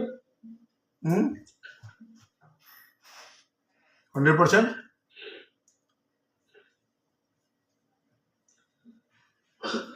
सर एग्रीमेंट की लैंग्वेज बिल्कुल सेम है 100%। नहीं, हमारा हमारा उसको क्योंकि वो वही बुलाते हैं, वही एग्रीमेंट साइन करवाते हैं। नहीं, हमारा कहने का वो पर्पस तो इम्प्लीमेंट टाइप कराते हुए हर रिपोर्ट के साथ ही आप दे रहे हैं, स्टेट बैंक की हर रिपोर्ट के साथ मांगा जा रहा है। नहीं, ऐसा नहीं भैया, नहीं मांगा जा रहा। जो नहीं सर ऐसा नहीं है। अगर आप आपको बताता हूँ, अगर आप लेटर ऑफ एंगेजमेंट में जो पॉइंट नंबर 5, 6, 7 है, आप उसके आगे लिख सकते हैं नॉट एक्सेप्टेबल, और दे आर एक्सेप्टिंग दैट। मैं अपने हर एक लेटर ऑफ एंगेजमेंट में ये लिख के दे रहा हूँ कि these points are not acceptable. आप तो और नीचे जब साइन करता हूँ वहां पे भी लिखता हूँ point number 5, 6, 7, 8 is not acceptable. भैया आप तो छोड़ो, आप उसको मार्क कर दो। हम लोग तो उसी से जो हम अपने कंप्यूटर बना रखा है वो पॉइंट हमने गायब कर दिए। वो पॉइंट अगर रखी नहीं, हम उसको मार्क भी नहीं करते कुछ। वो तीनों पॉइंट हटा के हम साइन कर देते हैं बैंक में। अभी हमें ये कह रहा है सिर्फ ये कानर आप ऐसे भी कर सकते हैं, लेकिन सर अगर आप नॉट एक्सेप्टेबल भी लिख सकते हैं, they are accepting that thing. जी जी, ये बात है कि हम लोग कहाँ तक किसको कर पा रहे हैं। हम कानरा बैंक वाले हम इसलिए कह रहे हैं कि अगर उसमें हम लीगल नोटिस इशू करें, फिर हम कोर्ट जाएं, तो ऐसा अगर पॉसिबिलिटी अगर हो, हम लीगल कमिटी मीटिंग बुला के इस पे हम डिस्कशन कर सकते हैं। अगर सर देखिए, जयपुर की जो स्थिति है ना दास साहब जी सर, जयपुर का स्थिति है तो सर आप लोगों ने मतलब जो अप्राइज करने के बाद एसोसिएशन की तरफ से चिट्ठी गया था जी, तो हम लोगों ने मतलब मैं था, सुनील जी थे, जयपुर की बात कर रहा था, इन सबको अच्छी ढंग से एग्रीमेंट को स्टडी किया था। जो उन्होंने फर्स्ट ड्राफ्ट हमको दिए थे, first draft, let us call it a first draft. First draft के अंदर कई मेजर पॉइंट्स थे, बट 3 मेजर पॉइंट्स जो कि बहुत ही that is as good as independent bond था। तो तीनों मेजर पॉइंट को आप लोगों ने एड्रेस किया, मतलब एसोसिएशन के हेड ऑफिस ने एड्रेस किया और आपने चिट्ठी भी इशू किया था। और हम लोगों ने भी पर्सनल लेवल पे इनको इन्फ्लुएंस करने की कोशिश की, जो भी इनके ऑफिसर्स थे, कि भैया ये सब नहीं चलेगा, बिकॉज हर जगह कोर्ट केस लगे हुए, सुप्रीम कोर्ट में लगे हुए। ठीक है सर, अप्राइज किए थे इनको, चिट्ठी भी डाले थे, सब कुछ आप लोग डाले, हम भी डाले अलग से। तो रिजल्ट यही हुआ सर, जो भी इनका कोई लीगल टीम बैठा हुआ है हेड ऑफिस में, उनका जो हेड ऑफिस है ना, तो वो बहुत ही, मैं बताऊं, बहुत शातिर खोपड़ी है, जिसको बोलता है देसी भाषा में।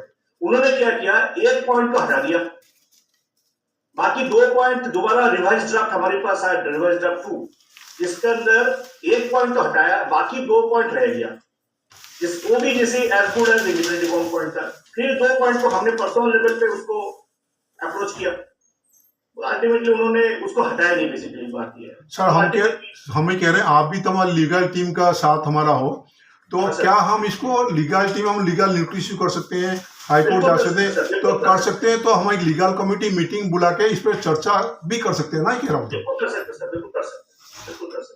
तो इस पर हम लोग इसी महीने में कभी हम लीगल टीम का मीटिंग बुला लें, और सिर्फ कानरा बैंक मैटर पे अपना डिसीजन हो जाएगी।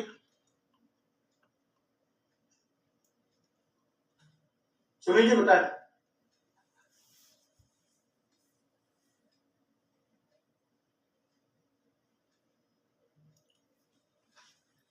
और सुनील जी कहिए, क्या कहना है?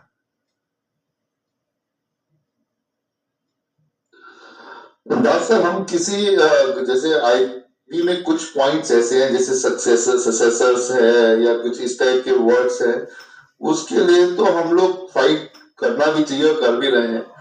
बट मैं इन जनरल भी देख रहा हूँ सर, जो गवर्नमेंट टेंडर्स हैं या किसी और हम टेंडर्स के लिए जाते हैं, आजकल हर ऑर्गेनाइजेशन जो है किसी भी वर्क को असाइन करने से पहले, लॉट करने से पहले आईबी तो भरवाता ही है सर। मैं इसको अपोज करता हूँ सर, जिन्होंने बता रहा है पूरा चीज नहीं बता रहा है सर। बेसिकली दो बेसिकली कॉन्ट्रैक्टर्स। और एक चीज मैंने और बता देता हूँ आपको, एज ए डिस्टिंग, मैं लीगल कंसल्टेंट तो हूं नहीं, मगर थोड़ा बहुत एक्सपीरियंस से पढ़ा हुई चीज को। हमारी इंडिमिनिटी बॉन्ड की जो क्लॉजेस स्टेट बैंक या बाकी बैंक जो लेके आ रहा है, that is completely against the concept of Indian contracts act. मेरे को नहीं पता हमारी honourable supreme court high court में की कोई डायरेक्ट इन्वॉल्व में हूं नहीं की, वो इस पॉइंट को उठाया जा रहा है कि नहीं, उनका जो हमारी तरफ से जो वो जा रहा है, मतलब रिप्रेजेंटेशन जा रहा है जो अपने वकील के साथ, इंडियन कॉन्ट्रैक्ट्स एक्ट की बिल्कुल खिलाफ है बेसिकली बात। नहीं सर, आप बिल्कुल सही कह रहे हैं। जो आप 3 पॉइंट्स की अभी बात कर रहे थे जो आईबी में है, I have also read those 3 points. बिल्कुल वो that is against the contract के जो लॉ है उसके अगेंस्ट ही है। But I am saying that's why I have said that there are few words in that IBs कि जिसके लिए हमें फाइट करनी चाहिए और कर भी रहे हैं हम लोग।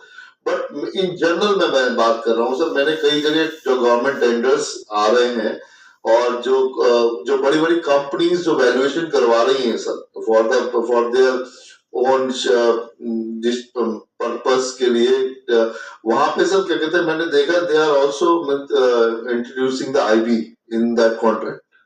It might be because they are following the same line, उन्होंने देख लिया भाई they can be targeted, but in general basically क्या होता है ना, वही मतलब संतारा का देख के संतारा रंग बदलता है, वाली बात है, उन्होंने एक चीज कर रहा है।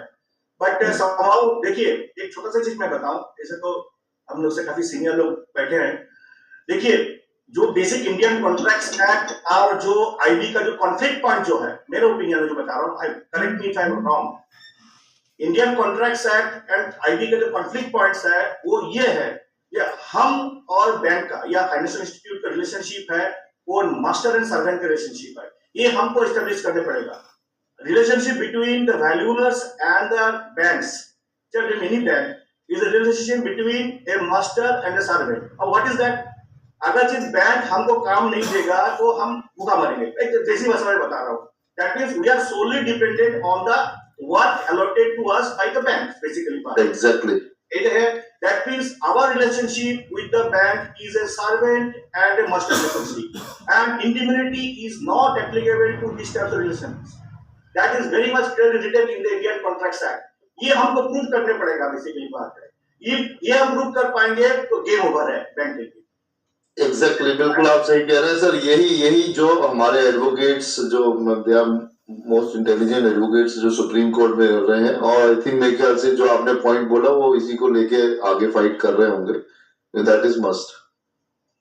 देखिए और थोड़ा सा इलेबोरेट करूं, मास्टर्स एंड सर्वेंट का क्या होता है। सपोज आपके घर में जो नौकर है, सर्वेंट बोल रहा हूं उसको, है ना, हिंदी में वर्ड यूज कर रहा हूं, आप उससे इंडिपेंडेंट वर्ड थोड़ी ले सकते यार आपकी तरह खाना बहुत अच्छा बनना चाहिए, वो जैसे बनेगा आपको एक्सेप्ट करने पड़ेगा। मैक्सिमम क्या करेगा, यू कैन फायर हिम, उसको भगा सकते हैं नौकर को, भैया तरह से कल से काम नहीं माता, but you can not take indemnity from a servant, your servant, that भाई ऐसा है अगर खाना ढंग से नहीं बना, मजा नहीं आया तो कल तुम मेरे को 2 लाख रुपए देगा, ऐसा नहीं होता है ना। बस समझाने के रहा हूं। So that point has to be pushed. हम पूरी जो वैल्यूअर्स है बैंक के ऊपर, रिस्पॉन्सिबल बैंक के ऊपर पूरा हम मतलब जिम्मेदार है बैंक, हमारे लिए ब्रेड एंड बटर थी, and that's why this is not possible. ये इंडिविजुअल पॉइंट ये पॉसिबल नहीं है। This is one of the major point जितना मैं स्टडी किया हूं दोनों को कंपेयर करने का। और बैंक ये कोशिश कर रहा है, ये इंडियन कॉन्ट्रैक्ट्स एक्ट का एक पार्ट को दिखा रहा है बेसिकली, कि भैया ऐसा है, we are going by the law of the land. Factual बात यह है, bank is not going by the law of the land basically, क्योंकि किसी प्रोफेशन में इंडिविजुअल बॉन्ड नहीं है, क्योंकि सक्सेस फीस कहीं भी नहीं है। वी आर नॉट गोइंग, देखिए वकील एडवोकेट्स है, चार्टर्ड अकाउंटेंट्स है ना, और भी ऐसे प्रोफेशंस है, डॉक्टर्स है, जो नोबल प्रोफेशंस है सारे हमारे जैसे, इंजीनियर्स है, इनके लिए लेकिन इंडिविजुअल बॉन्ड है क्या? नहीं है ना, फिर हमारे लिए क्यों है हमारे लिए? चीज बेसिकली डिबेटेबल पॉइंट्स है, but anyway let us hope for the best actually. Exactly. Ashutosh Chandra ji कुछ कहना है? आशुतोष चंद्रा प्लीज। सर सभी को मेरा नमस्कार सर। सर विश्वास जी जो बातें कह रहे हैं तो मुझे लगता है कि ये बातें एकदम सही है। अगर ग्राउंड लेवल पर हम आए और उनकी बातों से मैं सहमत हूँ, शायद हम सभी एक प्लेटफॉर्म पे आ करके इन सारी बातों की भी, सर देखिए जितनी भी फाइनेंशियल ऑर्गेनाइजेशन है या bank sir, they are just misleading everyone. वो अपने फेवर की केवल बातें कर रहे हैं, अपनी बातें कर रहे हैं, कभी सामने वाले की बातें नहीं कर रहे हैं।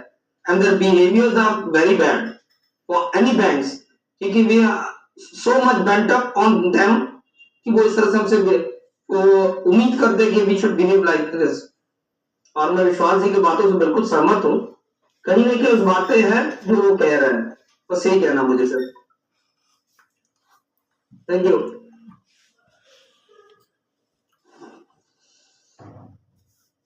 तो मेरे ख्याल में That is okay. Section 124 of Indian Contract Act defines the indemnity bond character.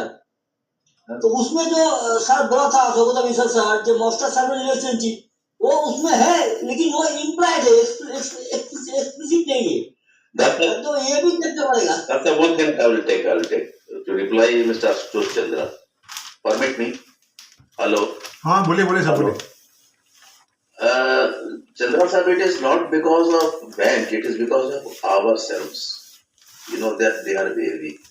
They cannot dare to do that if we are united. Again and again and again and again I am saying, get united, get united, get united. If anything you say, I must support. If anything I say has to be done, everybody should come, everybody could say, it's question about future. It's not the question of today or tomorrow day after also for us. This is what again and again. It's not because of that. They are misbehaving with you. It's not because, it's because of us. It's because of all of us. We should get united. For minor gains, they should not see the fraternity's loss future. Thank you very much.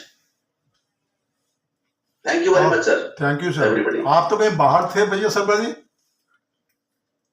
हाँ बाहर से हूँ मैं. I am in Bangalore but I have joined. अच्छा आप message किए थे ना कि हम नहीं ज्वाइन करके बाहर है.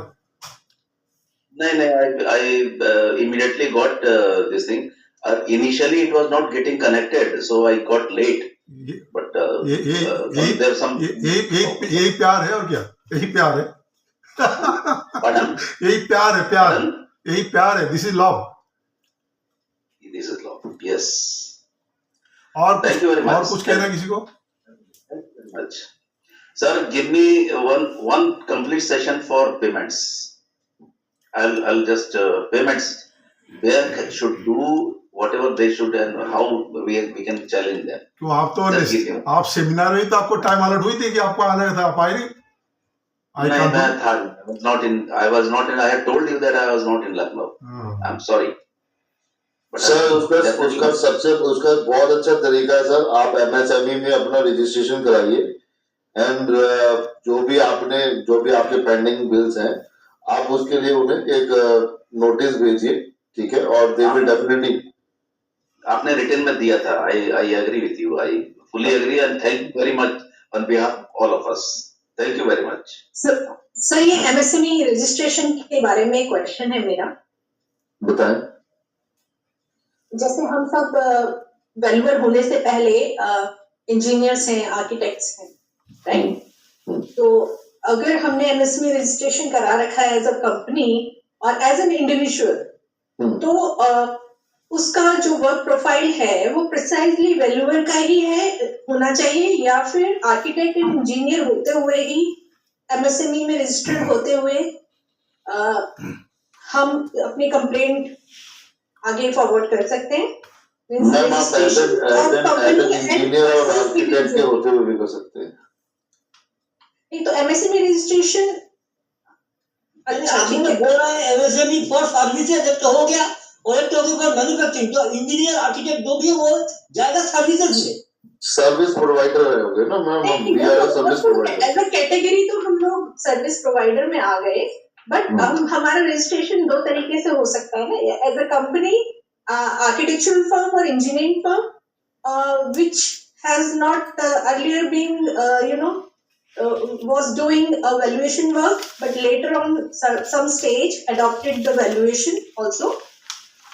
तो उनकी कंपनी अगर रजिस्टर्ड है तो उसका तो कोई इशू नहीं आता ना. सच कोई नो इशू मैम, बिकॉज क्या कहते हैं आर्किटेक्ट और इंजीनियरिंग भी जो है वो it is a kind of services we are providing, and if we are doing the valuation work it is also a kind of services. So the both the things are same. मेरे से ममता जी शायद दूसरा question कर रहा है sir. What I understand that Mamta ji has registered in MSME on behalf of the company. Is it right? Mamta? And now you are doing the billing has been done in the name of your आगे हो ना or your individual name, madam. Right. Billing किस में हुआ है? आपका billing आपका individual नाम से हुआ है फॉर वैल्यूएशन जिसमें आपको पेंडिंग है या कंपनी के नाम से? हाँ, तो वो वही दोनों में फर्क मैं जानना चाह रही हूँ. You got it right. ऐसे जैसे भी आपका एमएसएमई में जिस फॉर्म में जिस एंटिटी जिस फॉर्म में रजिस्टर्ड है उसी फॉर्म में अगर बिलिंग हुआ है तभी आपका entity not any individual name. सीधा बात ये है. सपोज मिस्टर XYZ लिमिटेड के नाम पे आपने अपने आप को रजिस्टर्ड करा है सर्विसेज में, ऑब्वियसली सर्विसेज में, नॉट इन मैन्युफैक्चरिंग, सर्विसेज में. तो आपका वैल्यूएशन का जो बिलिंग हुआ है या वैल्यूएशन या इस तरह का सर्विसेज का बिलिंग आता है मिसेस XYZ लिमिटेड के नाम पे हुआ है तभी आप उसको अवेल कर पाएंगे. नॉट दैट उस जो एंटिटी का कोई भी पार्टनर या डायरेक्टर उसमें अलग ढंग से अपनी पर्सनल कैपेसिटी से अगर जो वैल्यूएशन करके बिलिंग किया हुआ है वो नहीं हो पाएगा. ठीक है, आप समझे बात क्या बोलना चाह रहा हूं मैं? जी, मैं समझ गई एग्जैक्टली. अब एक क्वेश्चन और है मेरा. जब भी बिलिंग होता है तो एक जीएसटी कंप्लायंस भी आता है अगेन. ओके, अब वो जीएसटी कैसे? जीएसटी भी यहाँ पर जैसे एमएसएमई है अगेन की इंडिविजुअल है या कोई एलएलपी है, कोई प्राइवेट लिमिटेड है फर्म, ठीक है, कोई लिमिटेड है, whatever status is the firm is currently on, तो उसमें और एमएसएमई में कोई रिलेशन आता है? क्योंकि जो बैंक कोई बिल करेगा तो वो कोई जीएसटी भी मांगता है क्या? बिल्कुल, ऑब्वियसली बिलिंग आपका billing amount means includes your GST also. The GST amount that have included in the bill basically. ठीक है ना, बेसिकली बात है. तो it will considered as the entire amount including the GST basically. यानी suppose आपने 100 रुपए के सर्विसेज दिए और 18 रुपए जीएसटी, तो बिलिंग अमाउंट 118 रुपया हुआ ना. तो यू विल क्लेम 118 रुपीस. आपका जो कंसीडरेशन अमाउंट रहेगा एमएसएमई एक्ट पे वो 118 रुपीस ही होगा. अब अगर जो पुराने मेरे एम्पैनलमेंट लेटर्स हैं तो उसमें जैसे ममता जोशी के नाम पे एम्पैनलमेंट है, तो अब बिलिंग भी ममता जोशी को ही होगा obviously, right? Okay, thank you. तो जीएसटी और एमएसएमई डिफरेंट तरीके से applicable. Okay, got it. Thank you very much. Thank you. मेरे ख्याल और किसी का कोई कंफ्यूजन नहीं है तो आज का डिस्कशन ठीक रहा. तो हम सोच रहे हैं लीगल मैटर पे हम लोग इसी महीने में एक लीगल, क्योंकि हमारा हर स्टेट से एक मेंबर है जिनका अच्छा खासा नॉलेज है लीगल के ऊपर, तो सबसे हम बात करके सबसे अपॉइंटमेंट लेके एक मीटिंग हम कल कराएंगे इसी महीने 10-15 दिन अंदर. अगर आप लोग कोई लीगल मैटर कोई डिसीजन करना है आप ग्रुप में डालिए. और क्योंकि हमारे सभी 14-15 मेंबर है जो हमारी लीगल टीम की है, तो हम ये भी कानरा बैंक वाले देखेंगे, आईवेल देखेंगे, हर चीज डिसीजन करेंगे. तो आपको अगर कोई पूछना हो कोई डिसीजन करना हो ग्रुप में डालिए. तो मेरे ख्याल वही यही से हम लोग अपना टेक्निकल लेक्चर खत्म करने जा रहे हैं. तो I like to request Anurag to proceed further. Anurag. I would like to welcome Lalit Mishra sir. नमस्कार सर. वोट ऑफ थैंक्स में मैं सभी अपने साथियों का बहुत बहुत धन्यवाद कहूंगा, मेंबर्स का, कि वो आए और उन्होंने जो है मीटिंग को सफल बनाया. और मैं अपने प्रेसिडेंट दास साहब का भी बहुत बहुत धन्यवाद कहूंगा सर, क्योंकि उनके प्रयास से हम सब इकट्ठा हुए जुड़े. धन्यवाद सर. और मैं अपने आए हुए स्पीकर्स का भी मैं बहुत बहुत धन्यवाद कहूंगा सर कि वो उन्होंने जो है आए और उन्होंने हम लोगों को एक जानकारी दी है, नई जानकारी दी. धन्यवाद सर. और एक और समस्या में जो है बताई थी जो हम लोग की समस्या है सर कि पेमेंट को लेकर के, तो हम चाहेंगे सर कि अगली मीटिंग में हम लोग कुछ ना कुछ निर्णय लें कि किस तरीके से पेमेंट बैंक हम लोग करें, क्योंकि ये सभी के लिए समस्या का विषय है. तो क्या ही है. ठीक है सर. तो हो सकता है कि इससे हम लोग कुछ निकाल पाए, उसके लिए solution. Thank you sir. Thank you. Good night. Good night. Thank you everyone.